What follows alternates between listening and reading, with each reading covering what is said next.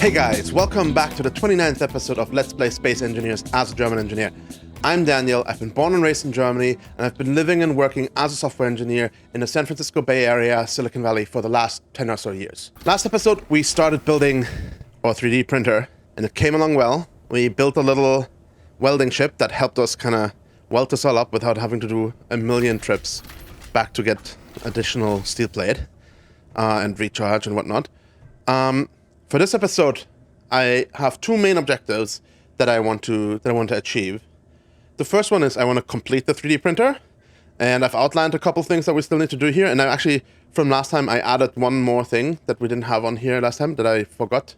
And the other thing is I want to move the MMR to a new location, and that's actually going to be a little bit more involved because I don't know if I've already showed you guys, but there was a little bit of an issue with the mining out of the area. I know I've recorded it before, but I may have cut it out of the episode because the episode was getting too long. I try to keep it under an hour usually. 3D printer, what else do we need to do? We need to build the welders at the bottom. We obviously need to also attach the projector. We need to add some kind of stepping function in the Z-axis, and we'll talk about this in more detail, like over at the actual printer. We need to add some automation blocks, so this whole system needs to kind of like run from start to finish to do a print, right? And we need timer blocks and sensors or whatever to kind of like make that happen. And then the one thing that I forgot last time is add docks or locks for carriage charging and I/O. So I decided to call the kind of like the moving parts to carriages. Right now they have batteries to run. And while the rotors don't use a lot of power, they use some power, and eventually the batteries will run out. So we need to be able to dock them to the static grid so that they can recharge. In addition to that, we also need to do, at some point, some amount of I/O.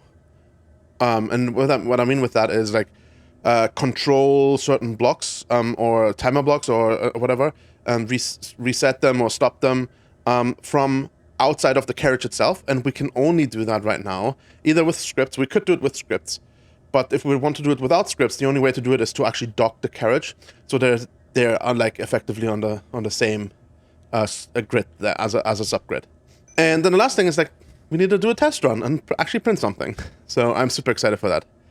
Man, this list is getting so long I can't even see the last point anymore, which is move MMR to cobalt location. Cobalt specifically because we are running out of cobalt. I think we have like, how much do we have left here? 974. It's still going to be enough. We won't need a lot of cobalt this episode. But yeah, when we get back to actually building ships and stuff, we'll definitely need more cobalt. Let's go to the printer. So we will start with adding the docks and locks, just so that the batteries don't run out and we have an ability to recharge them. And I think then next we are going to build the stepping functions. Then the automation blocks and the welders and projectors. Let's move them further down here. There we go. That's the right order. Okay. So then let's start with the docks. I'm still using up my ice every time I enter and exit. Like it uses roughly 100 ice. Here's what I'm going to do. For now, I'm going to turn these off. Okay, I turned off all the vents inside here. Okay, docks. So I still haven't quite figured out yet why this is sliding so much. I may experiment a little bit, and I will probably do this off screen because it's going to be really boring, with just adding some more wheels and maybe like adding more offsets. For the docking, we will need some merge blocks. I think I want to use merge blocks. I thought about using connectors, but we don't really need to move material or resources through the grid. So merge blocks are cheaper. So we need two main merge locations. We need one for each carriage. So we have the vertical carriage and we have the horizontal carriage, and each of them we need to be able to dock to recharge. And we might need multiple places to dock them as well ultimately, but the most important one is one for each for now. The horizontal carriage doesn't matter on which side it docks, really. The sides are kind of like the same. But the vertical carriage, I think I want to have its main dock at the top. So when the printer completes its build, it will be all the way at the top.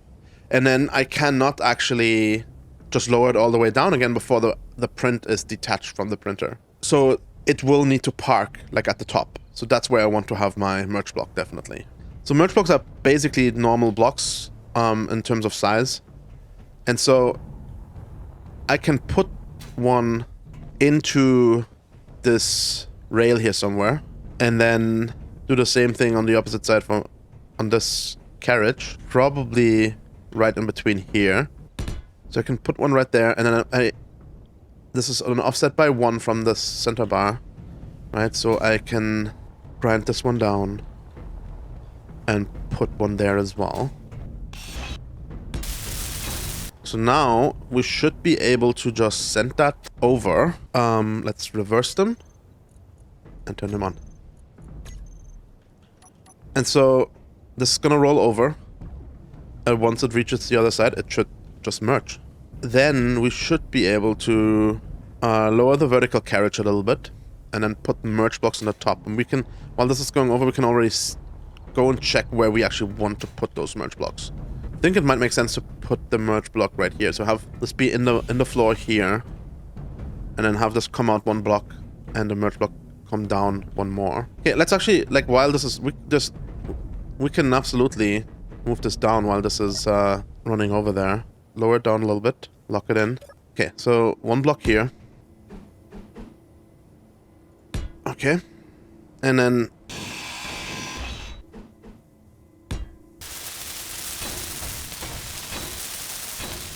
so now we should be able to also lift that up again, and once it reaches the top, it should connect.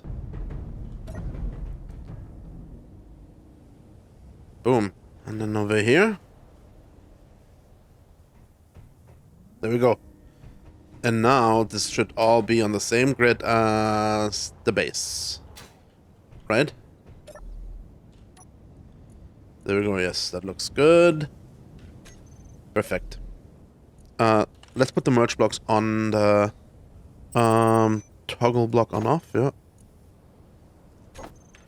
And so now if we want to actually mess with the horizontal, sorry, not the horizontal, the vertical, the z-axis stops, we need to detach the vertical grid again. So we're going to do this by hitting 4.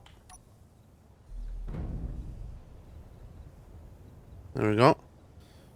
Let's lower this down a little bit.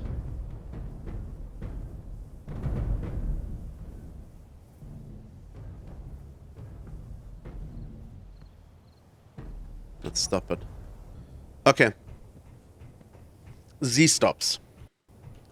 We need a way to reasonably controlled, and there are some asterisks to that, clearly, because obviously this does not hold on right now, at least super reliably, but control how far up we want to lift or how far down we want to drop the z-axis carriage, the vertical, sorry, oh my gosh, the vertical carriage, right? So we could use the upper limit and the lower limit, in theory at least, to kind of control how much these wheels are turning, and that in theory should translate to a certain distance lowering and lifting.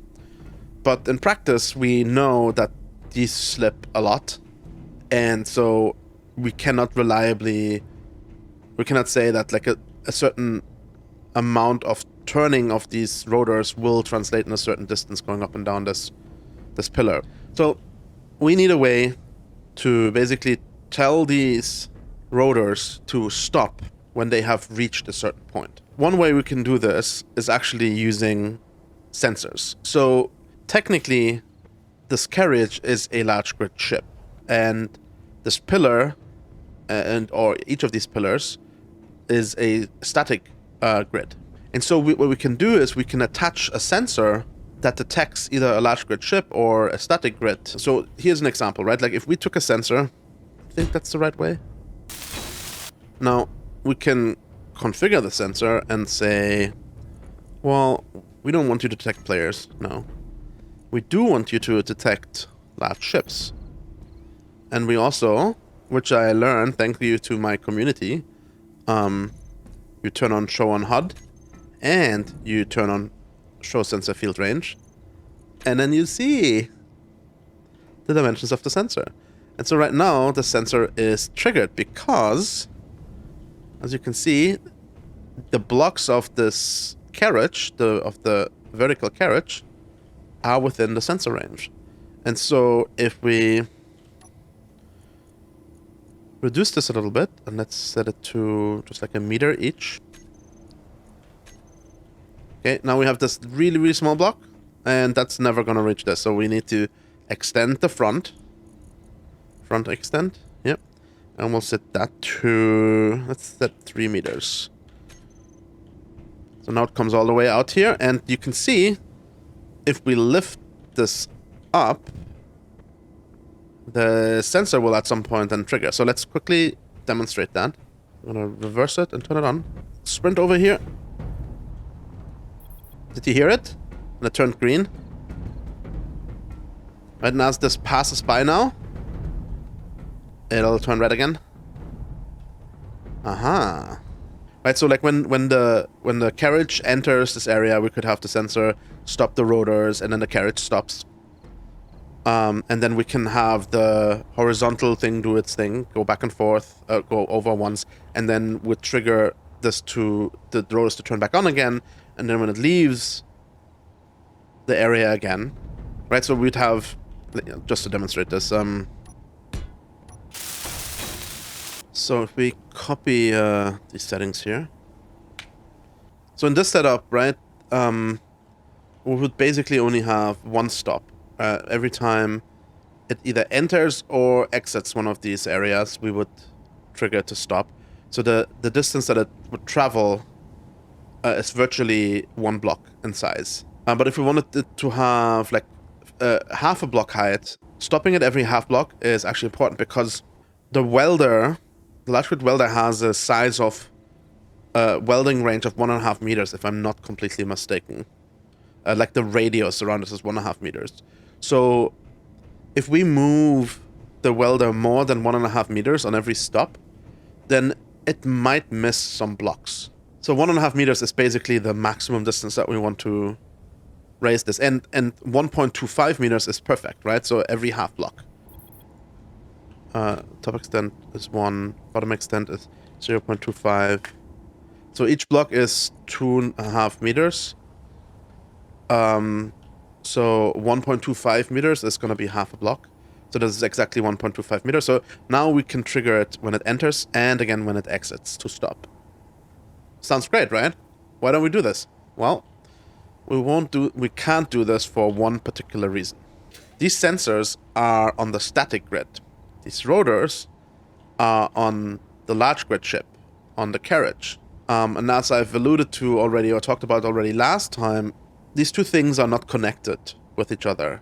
And it's impossible to send like grid commands from anything on the static grid, sensor, control panel, a timer block, to the large grid chip over here, as long as it is not docked. When it's docked, when these merge blocks are connected, then that's fine, no problem. But as long as it's not docked, no bueno. No way that we can do this.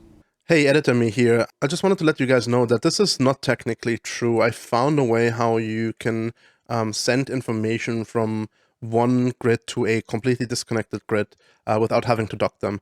It's a little bit tricky and hacky, but it works, and I'm actually going to use that in the next episode to make some finishing touches on the 3D printer, so stay tuned for that.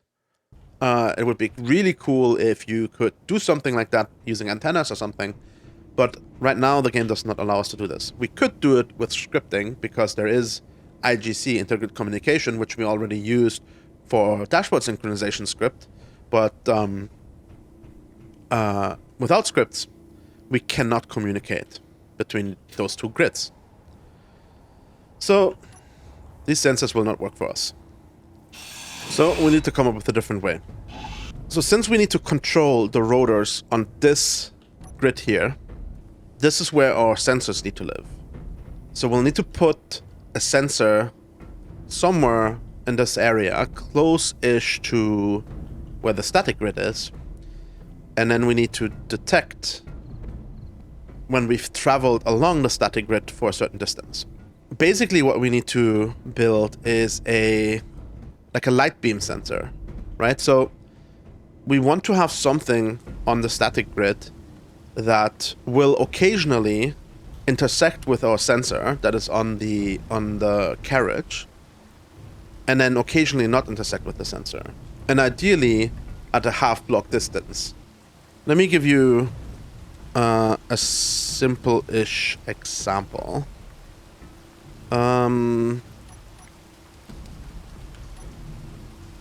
Railings. Railings are a reasonably good example.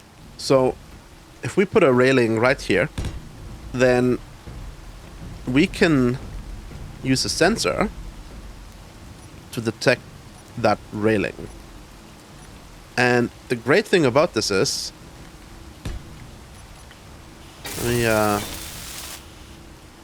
think I still have, yeah, that's saved. So right now you can see, well, let me actually configure this a little bit differently, because right now it's set to detect latch ships, which is not what we need to detect. Now we need to detect static grids.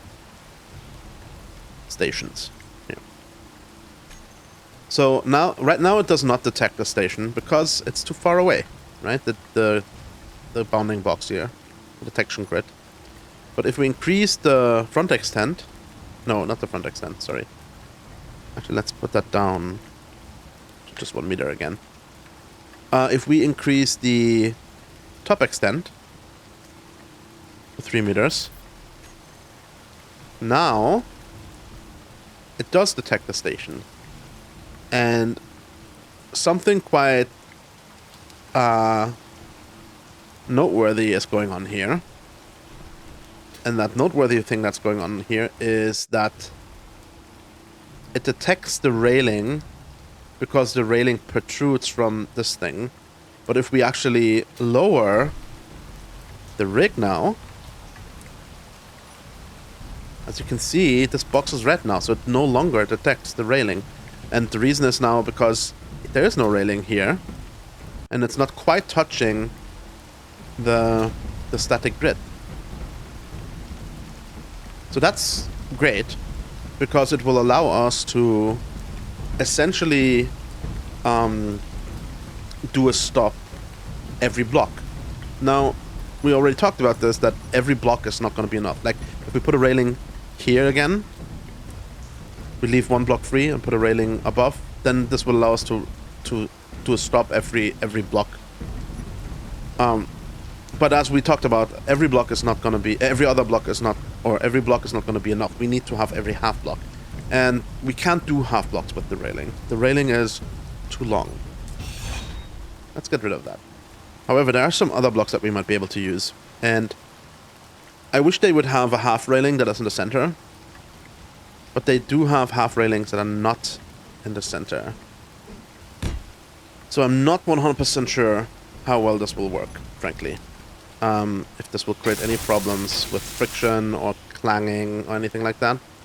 But let's extend this a little bit to the side, 1.5 meters.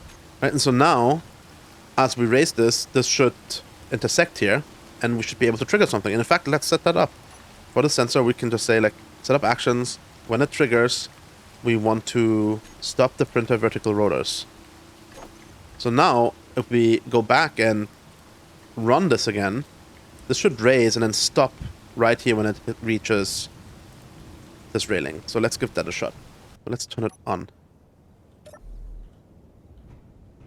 Yeah, it definitely was green there for just a fraction. Yeah, this will allow us to do this here. I mean, it's not, clearly it's not perfect, and reducing the amount of slippage that we are experiencing will be really, really useful in making this more reliable. But that's basically the idea. So we can just put these railings here every block, and we can set up actions here, both on enter and exit, right? That's how we achieve the half block, is when we exit it, we'll stop it again. And we enter the next one, we'll stop it again, and so forth. So let me grab some material to build these.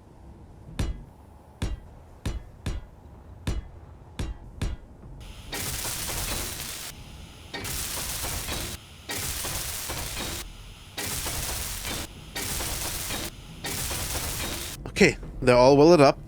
Let's set up both axles. I think I still only have one, because we also need to turn them off when we're leaving. I'm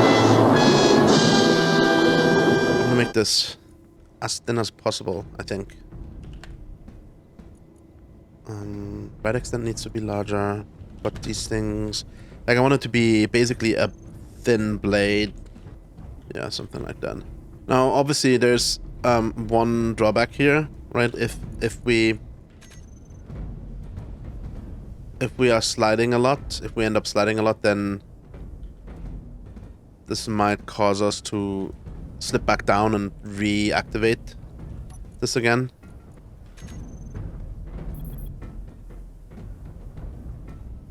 Oh wait, why did it not turn off when it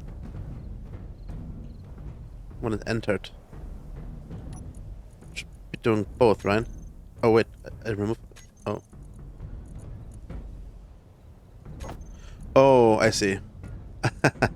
I can only have the same action once on the toolbar, so I can't turn it off on both. That's okay though. I am going to I'm just gonna create another group, right, to do this. A second group. There we go. So now we can just... I was just thinking as well, maybe if we're having trouble with the slipping, we could change this to a toggle in theory. We'll keep it at turning it off for now. So toggle block off. In fact, we will need to replace it with timer blocks in the future. So now if we turn them on, there we go. And now if we turn them on again, can we get this blade still thinner? Like, if we don't make it super thin, can we make this here 0.0001? No. So we can't make it any thinner than what it is right now. So meaning it will actually be active, like, it'll be not exactly half block. It'll be more like... Oh, and there it just happened. You saw that? It slid down a little bit and got reactivated. Yeah, it'll not be exactly half block. It'll be more like 0.6, 0.4, or maybe even worse than that. In fact, and now if I activate it, it'll barely move. Yeah. Just trying to think if there's a way how we can make this work better. But I guess as long as we can't change the dimensions of the sensor to be even smaller, or find a block that is a little bit smaller than a half block. Like something like the seat might work better. It's more like a third of a block. And so this might actually work better for us. Let me just replace a couple of these quickly. Yeah, it detects it. Technically, we don't even need to weld these up, I think, to work. Let's turn it on.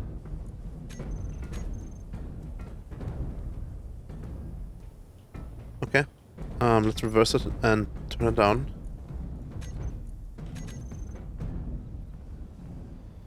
Okay. Let's see.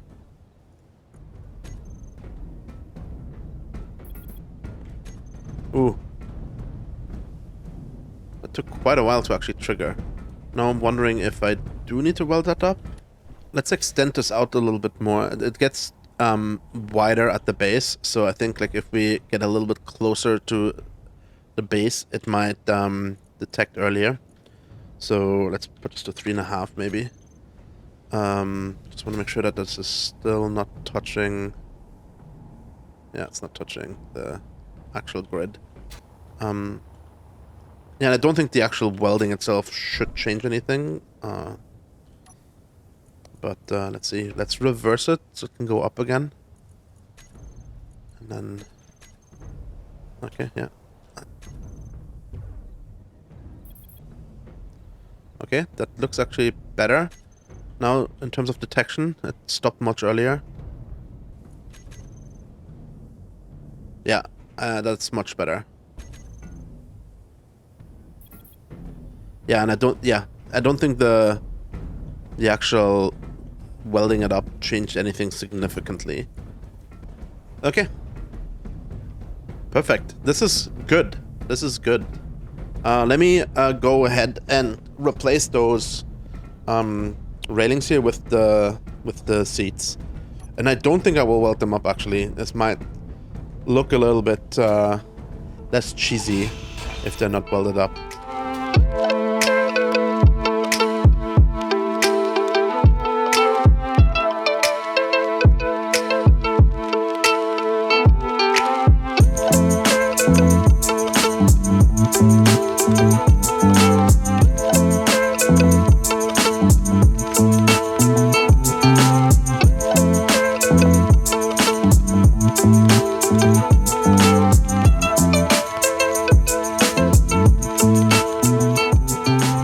Okay, installed all the seats.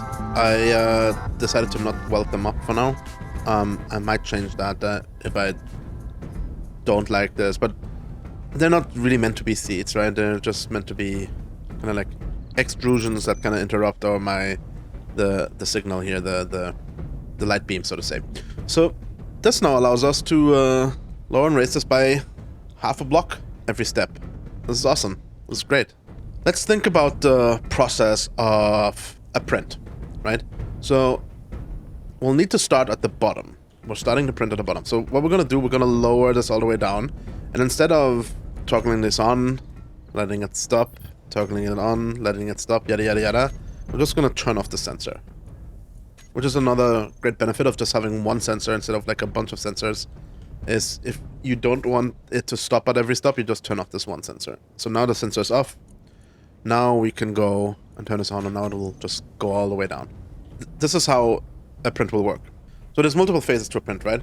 There's kind of like the start phase. Then there is the iteration phase, and then there's the stop phase. And then there's also, I think, another one, which is the reset phase. Right? During the start, we need to do some setup, get the printer ready to actually start the run. Then in the iteration phase, what the printer needs to do, it needs to basically print one layer, right? And printing one layer includes letting this thing move over one time, and then when that is completed, it needs to raise the vertical axis up once, and then it needs to iterate again, which means moving it back again the other direction, and then moving the vertical up once more. And so it repeats the iteration part until it has completed the print. And so I don't think we can actually, with the tools that we have, really tell when the print is completed. We can just assume when it's all the way up that the print is completed. Like some prints might be smaller in size. And I have some ideas what we could do to make that more efficient. But right now, the naive implementation will go once across, fully across every time, and fully up every time for every print and for every iteration. That's kind of wasteful. Like if we have a tiny build, right? We don't need to go all the way up, and we certainly don't need to go all the way across. There might be ways to optimize that, but for now, this is what it is. By the way, we're like all the way down now, and ultimately, not right now immediately, but ultimately we probably also want to dock on the bottom. And then, yeah, once we're all the way at the top, we need to finish the print. And frankly, I'm not even sure if we need to do anything for that. I guess when we're all the way at the top, we'll need to dock. And once we're docked, the print is finished. Yeah. And then reset is basically just bringing the printer back down again and getting it ready for the next print. So I think what we need is at least one timer block for each. Where do these timer blocks need to live? This is interesting, right? The iteration part might not actually need to live on the horizontal carriage. And the reason why it might not need to live there, because if we just make a dock on each side, not just on one side, but on each side, then we could just control all the, like, change the direction of the rotors and stuff, in response to it having docked, at which point we can control them from the other side. Yeah, and we can totally put another merge block on this side here. And put one over there. Okay, I think that will work. Then we just need to detect when it was merged, which I think we can do with a sensor as well. Do sensors, so this is the question. Do sensors detect their own grids?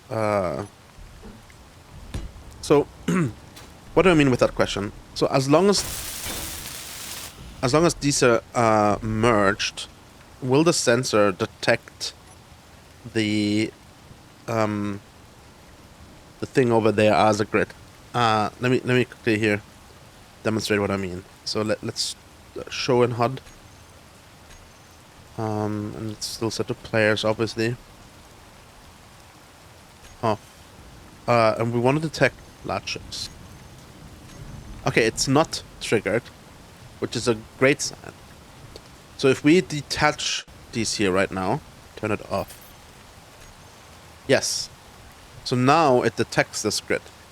Now if once I merge them again, it no longer detects it. So we can use the information of no longer detecting this grid to trigger an action.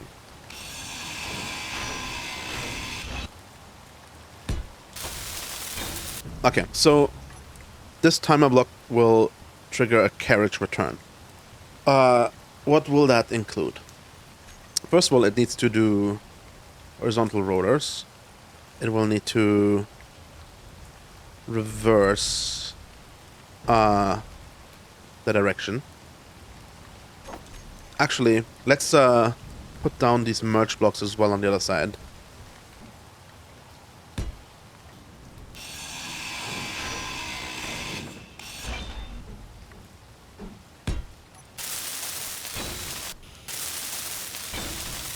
So the idea is now that when it goes back the other direction, it will need to reverse the rotors, and then we'll need to turn off this merge block here. And I'm using toggle block on off because it also needs to turn on the merge block on the other side. And right now that merge block is on, so I need to turn that off actually, so it can kind of flip-flop between them. Then it also needs to toggle off the sensor, because when this grid leaves the sensor area again, the leave trigger of the sensor is going to be what triggers this timer block, and I don't want it to trigger the timer block again when it leaves this range of the sensor, so I'm going to toggle the sensor off. And then on the other side, I need a sensor as well. Okay. And so now, toggle that block on off. And toggle this one on off. So meaning the sensor will have to be off right now, so it turns on. So I'm going to go over here and turn off. I guess I could have done it from the other side, but that's fine. I'm going to turn off the sensor here. Toggle block off. And this one too. Toggle block off. And so now, actually let's set this up here. Triggers on large ships. When the large ship leaves, it needs to trigger now the timer block. And this one over here, the same thing. Trigger the timer block. And now, if I trigger this timer block, it should send it off over there, and then it should come back, and it should go back and forth, basically. Trigger now. There we go. So these are off now. The sensor and this connector. And these should be on now. Both, yes, they're both on. And then let's just wait until it comes over here. Okay, it's almost here. So now it should start to be detected here, yeah. And the sensor shouldn't do anything when it detects it, only when it stops detecting it, and it stops detecting it when it merges here with this merge block. There we go. It merged, and it had reversed and sent it back again, which is exactly what we expected to happen. Nice. Perfect. This is great. This will go back and forth. But this is not quite actually what we want, right? So instead what we want is when it reaches the end, before it reverses, we actually want it to move up one increment first, right? And after it has moved up one increment, we want it to actually reverse. So how do we know that it moved up one increment? Well, when this sensor here fires, right? If it either activates or deactivates. Basically what we need to do is do setup actions here. When it fires, we need to do the carriage return. Well, we do need to stop as well, right? So we actually need to do both. So we need a timer block.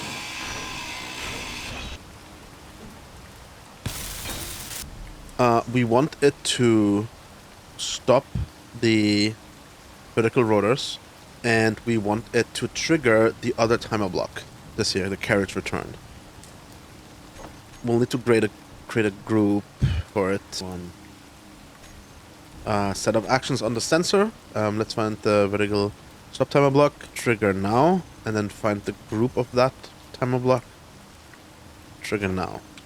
So now, whenever this sensor here triggers or untriggers, it should stop the vertical lift and reverse this here. And so instead of reversing it now when it arrives, we'll turn on the rotors here, the lift rotors. So the vertical rotors, we'll toggle them on. And then over here, we'll do the same. And I keep flying to these blocks as if it's necessary to be physically present with them, which is obviously not the case. Rotors, vertical rotors, toggle block on. So now, if I turn on the rotors, and then once they stop on the next stop, on the next kind of seat, they will return that carriage. And when it returns over here, it will lift it up again one more. So let's see. And now, oh, they're off. Sorry. Okay. Now, there we go. I think it is rolling. No, it's not. Oh, wait, the sensor's off. Forgot to turn on the sensor. That makes a lot of sense. Okay. So now it's stopped. And now it's rolling. Perfect. Okay. So yeah, turning the sensor on and off will be part of the start sequence and the reset sequence. Which are probably the next steps we are going to work with. I'll wait for this to complete and make sure that it actually lifts again and returns. But once we have that, it should be able to repeat this process all the way up to the top. And then we'll need to stop the entire process when it reaches the top. And then we'll need to set up a reset process for it to return back down. And then we need a start process that just kicks off this process. This entire kind of like print. And then we can focus on building welders and attach a projector. And then we are already ready to test our first print. Awesome. Okay, we are almost here. So again, when this reaches this merge block, the two merge blocks will merge. The sensor will wait. The sensor should be on. Why is it not on? The merge block is off. The merge block should be on. Oh no.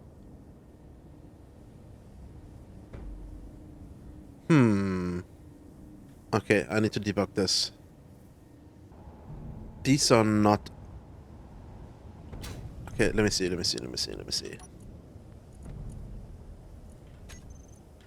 Turn the vertical rotors on. Turn the vertical rotors on. I mean, this clearly slipped here. Maybe the slippage is a problem now. So now it just slipped down. And it stopped detecting. And this probably... Yes, so this caused it to trigger these here. It toggled the sensor and the merge block and toggled these over here off. So now this is approaching, but all of the stuff is off. I'm gonna cheat a little bit and just hit this button here. And turn them back on again. So this will lift up and it will trigger all of that stuff here again. And so now this is back on again over here and ready to receive it. And this over there is back off again. Okay, so this is about to arrive here. It's detecting it. So the moment it merges, it should trigger and it should raise this up.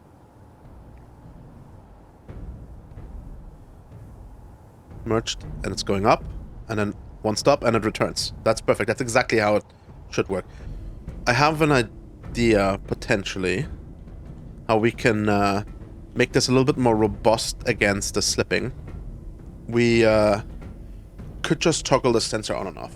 Right, so if we toggle the sensor off right now, it would not detect any state changes. The question is, will it trigger? And my guess is yes. When it's in detection range of one of the seats and you toggle it back on. Because we wouldn't want it to do that. So it just triggered when it shouldn't have. But now we can test that. So like if we toggle it off and we toggle it on, will it trigger? Oh, I don't think it did. Yeah, this stuff here is still off. Oh, that is actually, that is amazing. That is great. Yeah. So that means we can toggle it on and off and we don't have to worry about re-triggering it. Okay, so basically every time it triggers, we need to turn it off. Here, we'll turn it off. Toggle block off. And then every time we resume these, we need to turn it back on. So we need another timer block here.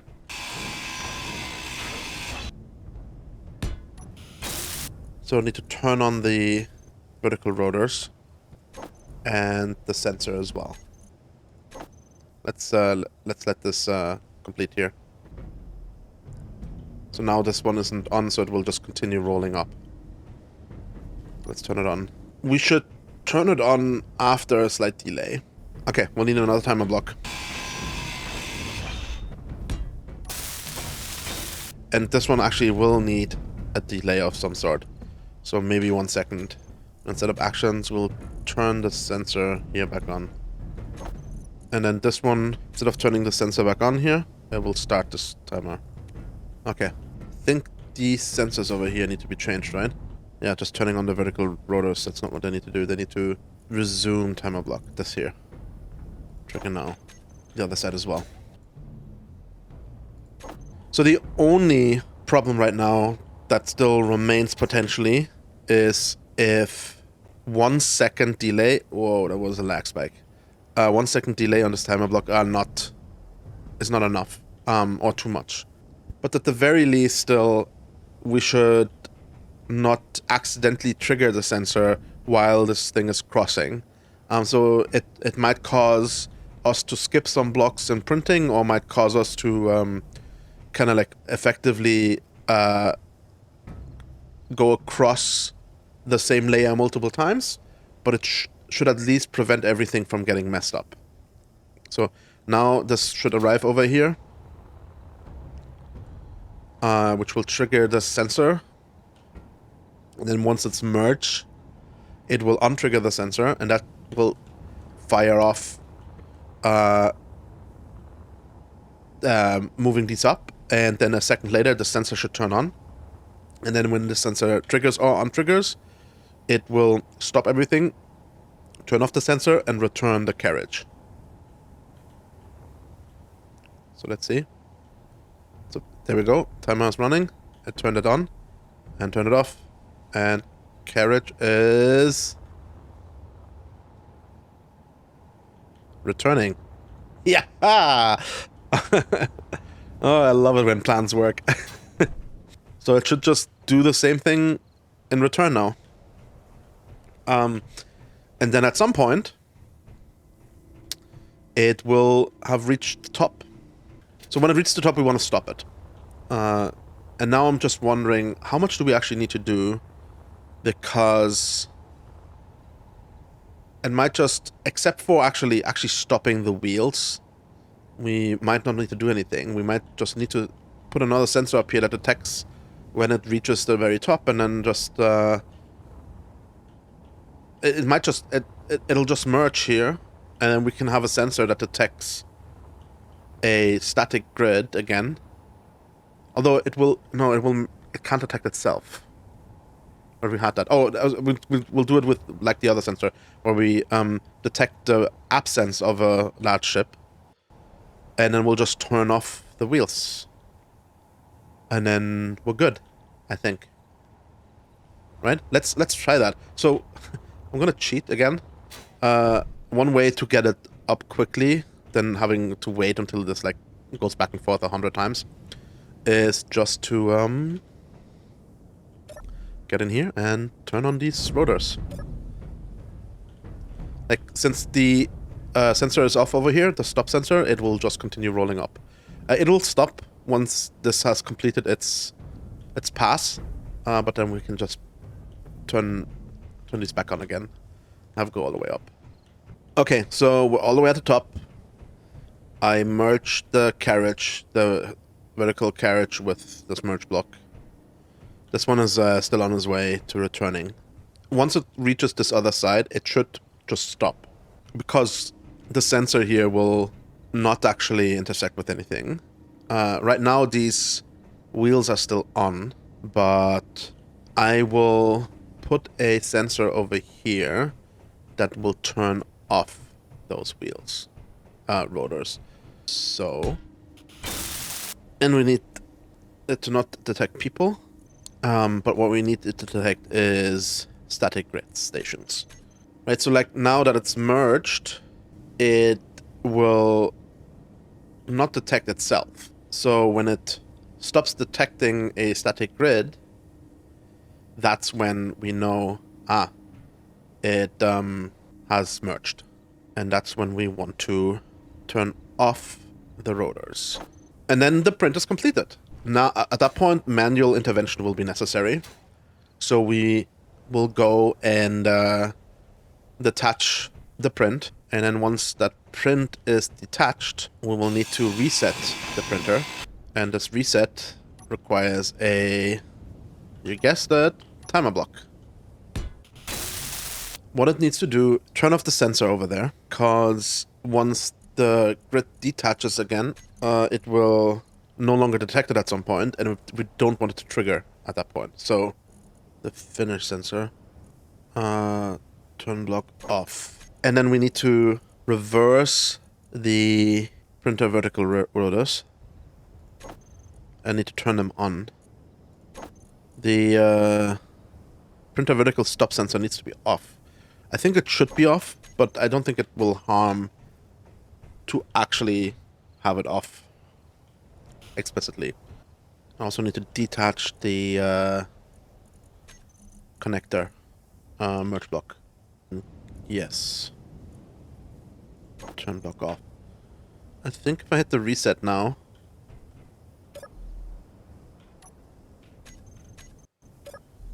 Why are we not going down? Oh, do we...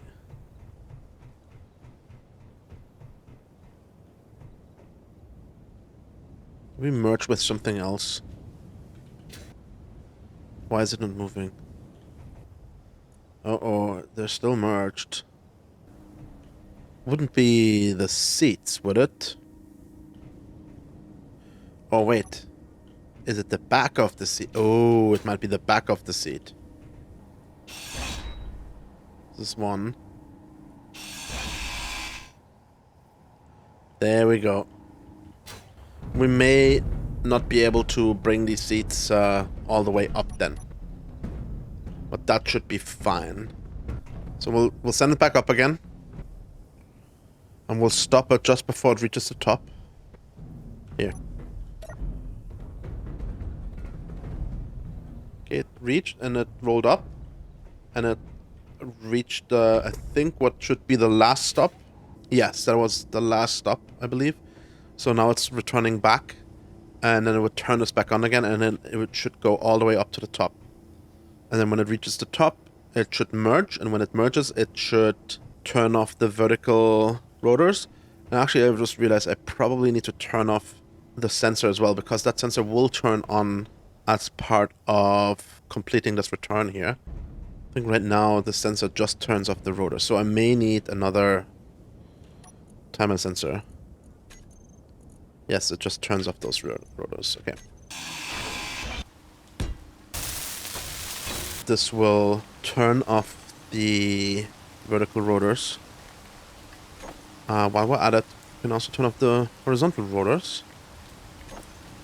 Actually, the sensor over there we're not going to turn off, because that sensor should be turned off in the reset. Yeah, vertical stop sensor's being turned off. Okay, so it's only these two things, really. Let's go in here and replace this. Actually, it should do it in the does not detect. This is in the wrong slot here. Finish timer block. Trigger now. And now I should be able to reset it. And then it should go all the way down. And then we'll need to do a little bit more configuration on the bottom. And then we should be almost ready. Reset. Okay. Once it reaches the bottom, we need a start timer block. Actually, we can build the start timer block already. We'll just stick it right here.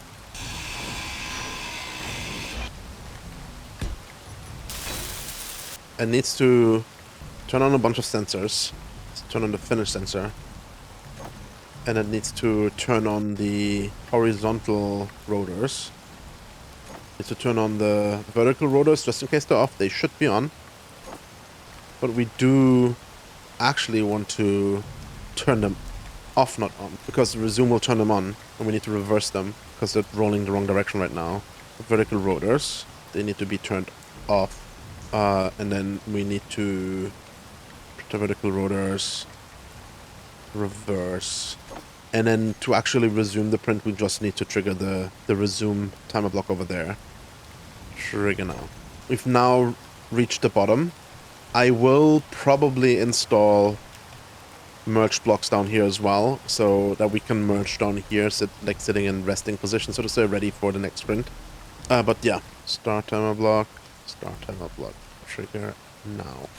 So hit that. Yeah, so we went up a stop, and now it's running its course. So we're gonna let this run and see if it does its thing, and while it's running, we will install the welders and possibly the projector as well. So let's get started with the welders down here.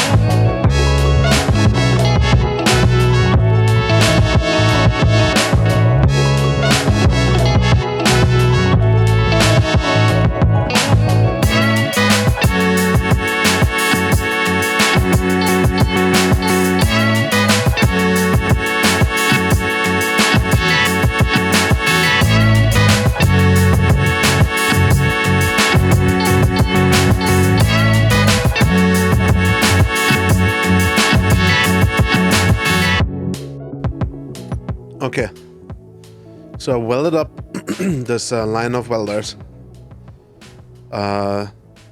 which worked easily enough. However, as you may have already noticed, the printer is struggling with getting up. And I'm not 100% sure if this is related to me working on the grid here while it's trying to print, because I've noticed that whenever I place blocks, it tends to slip. So I wanted to see if it still struggles. Oh, there it goes again, yeah. Yeah. It didn't struggle as much higher up, which is interesting. Like, it's really struggling with getting off the ground. And the reality is, like, as it still, if it slips this much, especially in the beginning, well, at any point in time, really, But if it slips as much as it is slipping right now, there's no way I can print anything reliably. It'll just slip down and crush whatever it is printing. Let me monitor it for a little bit and then decide what to do. So I monitored this for a little bit and no, it's still slipping. There we go, it slipped again. So I think as long as it slips like this, there's no point in trying to actually print anything. So I think what I'm going to do, I'm going to finish the welder wall here. And the reason why I say I need to finish it, I need to add a skirt. So I need to put blocks basically like along the outside here. Because if I don't do that, then the welders will weld up blocks that are in this space here, like to the bottom left, right? You can imagine if when a projector passes by and enters from here, it'll start welding it up in this space, because in this space the blocks can exist. There's nothing kind of preventing them from getting welded up there. And then when they're welded up, then they get stuck on these welders, right? So I need to add a skirt, which I will quickly do. And then I guess I need to go back into creative to figure out how to fix this. I thought it was working originally. I didn't have this amount of slipping issues when I built this originally. I did it like I didn't build it to full scale, but I built like all the relevant components and miniature parts basically of it in creative, like a smaller version of this essentially. I had one or two minor differences, and now I'm wondering if those differences like significantly help with the slippage. I have two things that I want to try with doing better with the slippage. The first one is adding more and or sitting further apart rotors. But I'll try that in creative, and I want this to be working solidly in creative first before I come back into survival to finish the build. It doesn't make sense to mess around for hours and hours in survival when I could figure out what's going on in creative in, well, probably still hours and hours, but less hours and hours, right? No, fewer hours and hours. The other thing that I could do, and I don't really want this, but if it is the only way to fix it, I'm almost certain I can fix it that way. And that is supporting it with a piston. And so what I mean with that is not to build like a gigantic piston pillar or anything like that. But we can put a piston here. And what we can do is we can... Where is it? Here. We can effectively... Well, oops, sorry. Not here. But, excuse me. Over here, we can put a merge block. And put a merge block like here. A few blocks will put a merge block. And then we'll just have this kind of piston move up, attach to the merge block, and then lift, like support this whole thing while lifting it up. Attach to the next merge block, and then lift it up, and lift it up, and lift it up, and attach to the next merge block.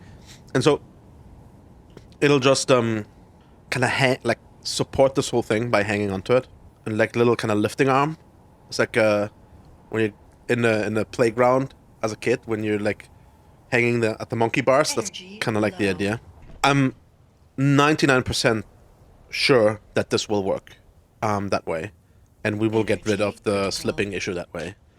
But I would just prefer not having to do it.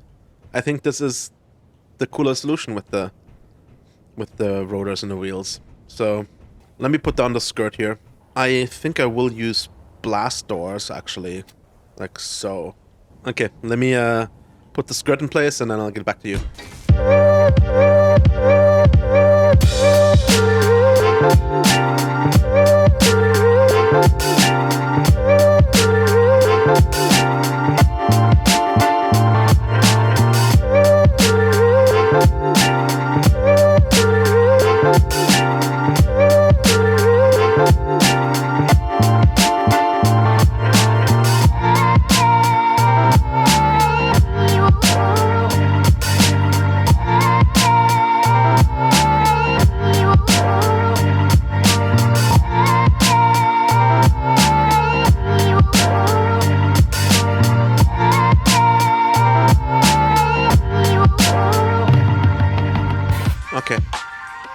Blast doors are down.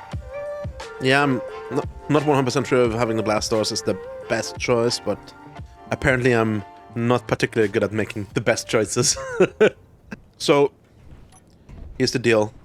I will blueprint the printer, and we'll take it into Creative and paste it there, and then we'll see what I can find out. Hey guys, Editor Me here again. So we're gonna do something unusual. I'm going to stop this video here. I'm really sorry for this abrupt end and that there's no kind of outro and other things, but when I was recording this, I got carried away, and I actually ended up recording 2 whole days to kind of get this all figured out and set up, and I spent a bunch of time in Creative and then did a bunch more stuff afterwards, and I just can't fit it all in one video without having like a 2 or 3 hour video. So we're gonna put a stop here, and I'm really looking forward to sharing the rest of this video with you on the next upload day, which I think will be Monday, at least if I don't get my schedule wrong right now. So thanks a lot for watching. If you enjoyed this video, please give it a thumbs up, and if you want to see more like this, and especially the follow-up, the second part to this specific video, and the third part to building the 3D printer, please make sure to subscribe. And if you know people that might enjoy this video too, share it with them. That's the best way to help the channel grow. Thanks a lot for watching, and see you guys next time. Bye.